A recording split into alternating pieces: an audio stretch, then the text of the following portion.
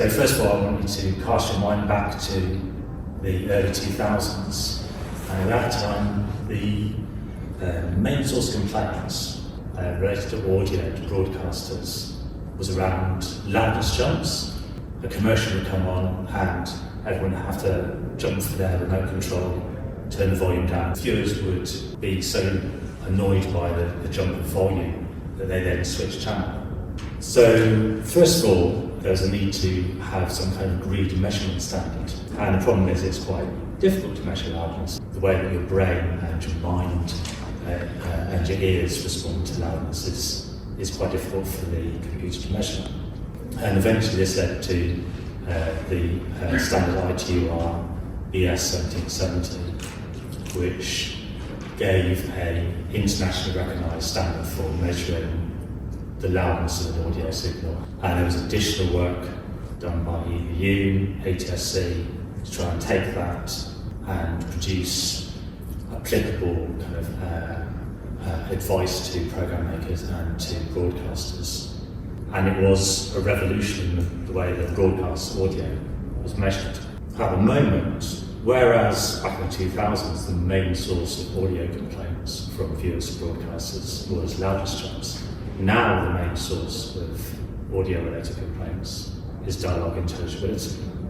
If someone watches a show and they can't understand what's being said, they can't follow the plot, then they probably won't watch through to the last episode of the show, they won't recommend it to other people. So ideally, there'll be some way of measuring dialog intelligibility. But as with loudness, measuring dialog intelligibility is not easy, it's not obvious.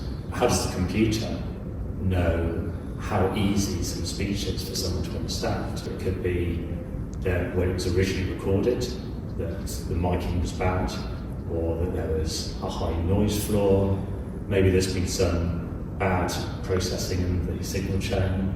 Or then maybe it's been mixed with too much sound effects, too much music. But it also could be other problems, like the performance could have been mumbling, slurring their words. Now, Netflix has added into their more recent delivery specs a recommendation around measuring dialog intelligibility. So there is just the beginning of recommendations. So I've drawn a parallel between those two different narratives. There was the loudness narrative in the early 2000s, similar kind of level of problem, similar barriers to measurement, but then that led on to agreed QC checks, agreed standards. Dialog intelligibility now has a similar motivation to do something about it. It is now the highest cause of audio-related complaints. So a German company called Fraunhofer IDMT have developed an algorithm called the listening effort meter, the LE meter. And this is based on a deep neural network. It processes the audio and the network is trying to identify what phonemes it's hearing in the audio at any particular moment. And depending on its confidence, that is what it uses to determine how clear the speech is. This methodology turns out to be pretty much language agnostic.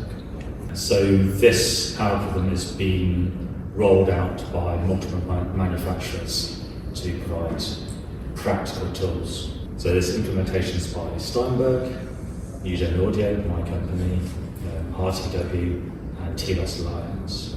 And there is currently a informal manufacturers working group with those different manufacturers along with Fraunhofer to look at taking that base underlying algorithm and producing from it usable standards and usable methodologies for production, post-production, and then broadcast or stream or QC. Now there are still a lot of unanswered questions, so the work that's been done with this so far, the listening tests that have been done are more based around kind of short-term intelligibility, but it's not obvious how you translate 10-second scores or 5-second scores to a whole 90-minute QC score. But that is part of the future work that this informal group is planning to do. that manufacturing group is hoping to publish its draft of a standard later on this year, and hopefully it will be the continuation of work to find really applicable QCs, which then may lead on to solving that problem.